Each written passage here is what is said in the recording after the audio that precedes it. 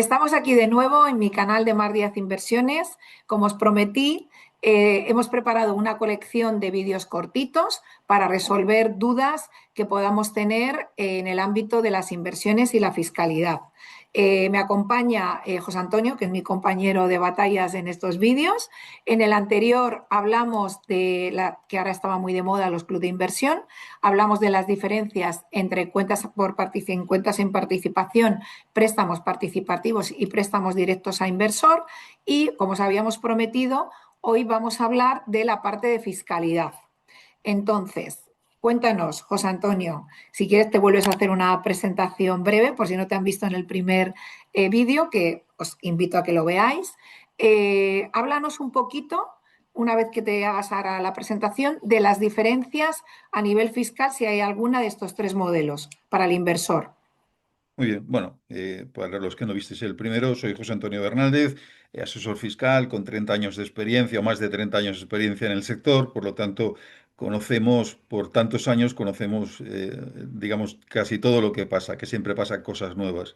Y entrando en materia, a ver, lo interesante del préstamo es que tú, en cualquiera de las tres modalidades, del préstamo participativo, del préstamo puro y de la cuenta en participación, tú lo que recibes es capital mobiliario, ¿vale? Y el capital mobiliario es muy interesante en la renta española. ¿Por qué? Porque tiene digamos que una base específica para él. Si alguien de los que invierte tiene unos rendimientos del trabajo potentes, altos, o además de rendimientos del trabajo, lo que tiene son alquileres, pues saben, estos tienen que o sabemos que van a la base imponible general, ¿vale? Si los rendimientos que obtenemos de estas inversiones que hacen contigo se les acumula al rendimiento del trabajo y a los alquileres, sube y entonces llegan a marginales del 47%. La ventaja es que esto es base imponible del ahorro y entonces tienen un máximo de entre el 19 y el 30 en función de lo que declaren, ¿vale? ¿Qué pasa? Pues hombre, sensiblemente más bajo y más interesante, ¿vale? Por lo tanto, para el inversor, muy interesante, ¿vale? Y Y para entonces, disculpa, no, o sea, los ingresos que tú tienes de este tipo de inversiones no se suman a tus ingresos No se habituales o suman no, rendimientos de son, digamos trabajo. que son dos bases distintas, ¿vale? Base imponible general y base imponible del ahorro, ¿de acuerdo? Entonces, ¿qué pasa? Pues que, digamos que interesa este tipo Claro. de... Me preguntaban el otro día, José Antonio, y monto una estructura, ¿para qué vas a montar una estructura si vas a tributar al 19 o al 20%? ¿Vale? No Mm, montes ninguna estructura para hacer coinversión, ¿vale? Por mm, tanto, además, es una operativa sencilla que te mm. permite invertir y ganar dinero sin tener que montar ninguna estructura, Y sin ¿vale? complicarte. Que te complique la vida y que te genera más gasto, ¿vale? Y Mm, luego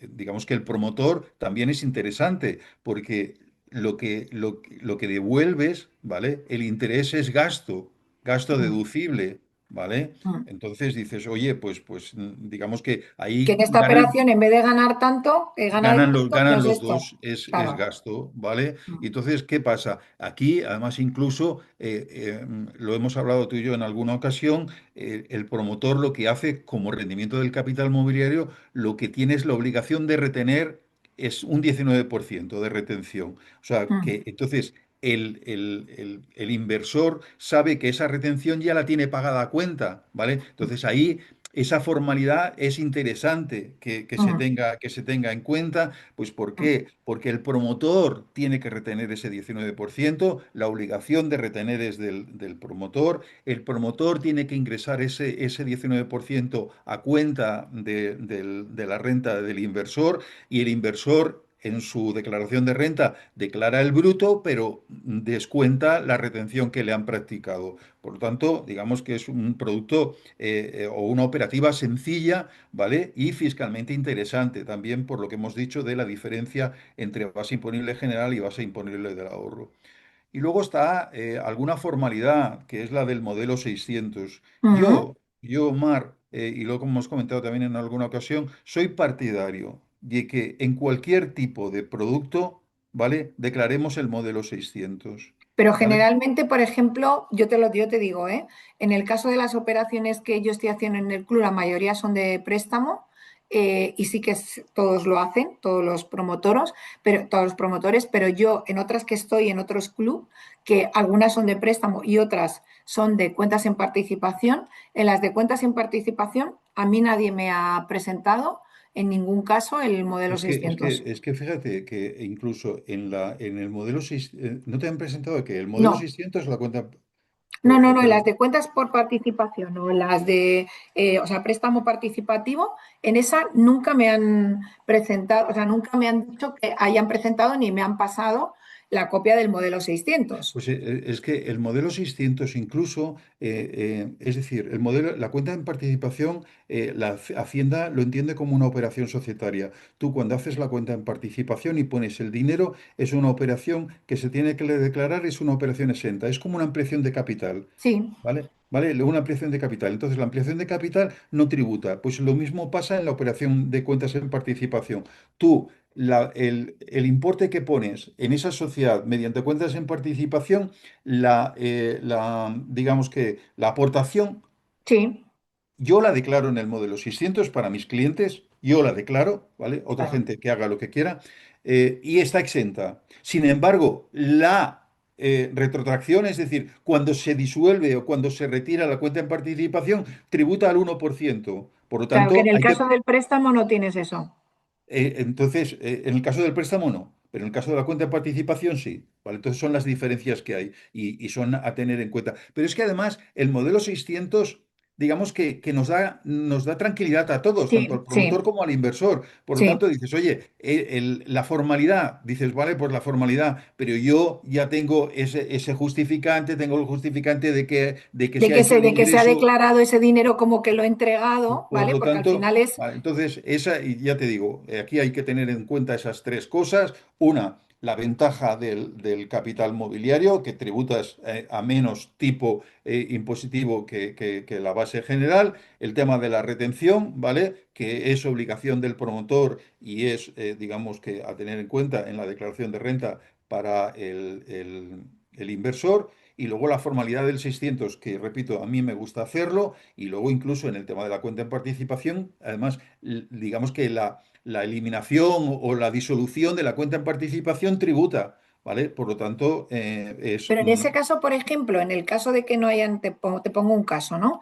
En el caso de que hayas hecho una cuenta en participación y no hayan hecho el modelo 600, pero tú el modelo 600, lógicamente, la obligación del modelo 600 en la cuenta en participación es del cuenta partícipe, o sea, es del inversor, del inversor, no es no no es es del del promotor, promotor. Claro. ¿sí?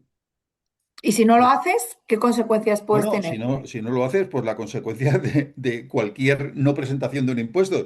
En este caso, el modelo 600 es un modelo de competencia autonómica, ¿vale? Si la administración autonómica, Madrid, Cataluña, Andalucía, Valencia, digamos, lo detecta, pues te lo va a requerir y te va a requerir y te va a poner una sanción por no presentarlo y unos intereses de demora. Por lo tanto, ¿para qué te quieres meter en esos líos? ¿Y es un 1% de la ganancia que tienes El o un uno uno por por ciento de la ciento ganancia, no, 1% del total. del total?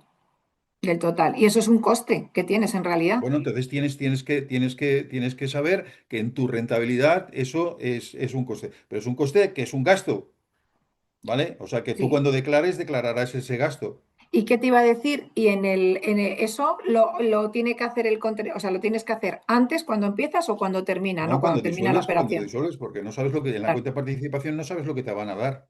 Igual que en el caso del préstamo participativo o no, en el préstamo participativo no. En el préstamo participativo no.